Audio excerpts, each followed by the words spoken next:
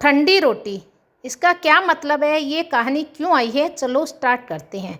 एक लड़का था, माँ ने उसका विवाह कर दिया, पर वह कुछ कमाता नहीं था। माँ जब भी उसे रोटी परोसती थी तब वह कहती कि बेटा ठंडी रोटी खा लो। लड़के की समझ में नहीं आया कि माँ ऐसा क्यों कहती है, फिर भी वह चुप रहा।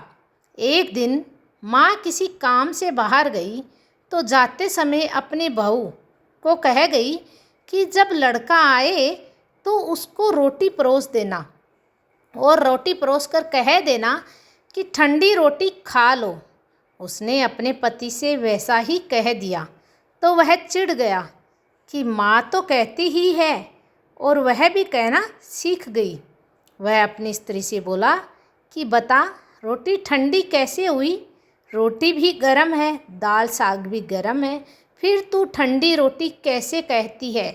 वह बोली कि यह तो आपकी माँ जाने, आपकी माँ ने मुझे ऐसा कहने को लिए कहा था, इसलिए मैंने कह दिया।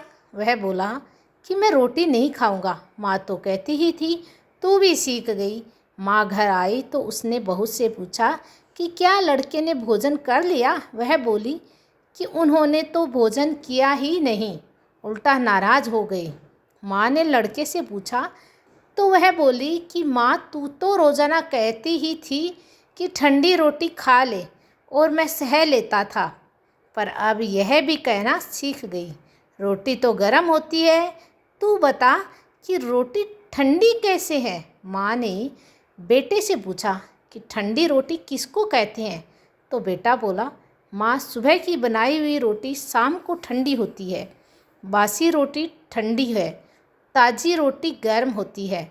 माँ ने कहा बेटा अब तू विचार करके देख, तेरे बाप की जो कमाई है वह ठंडी और बासी रोटी है, गरम ताज़ी रोटी तो तब होगी जब तू खुद कमा कर लाएगा। लड़का समझ गया था और माँ से बोला कि अब मैं खुद कमाऊँगा और गरम रोटी खाऊँगा।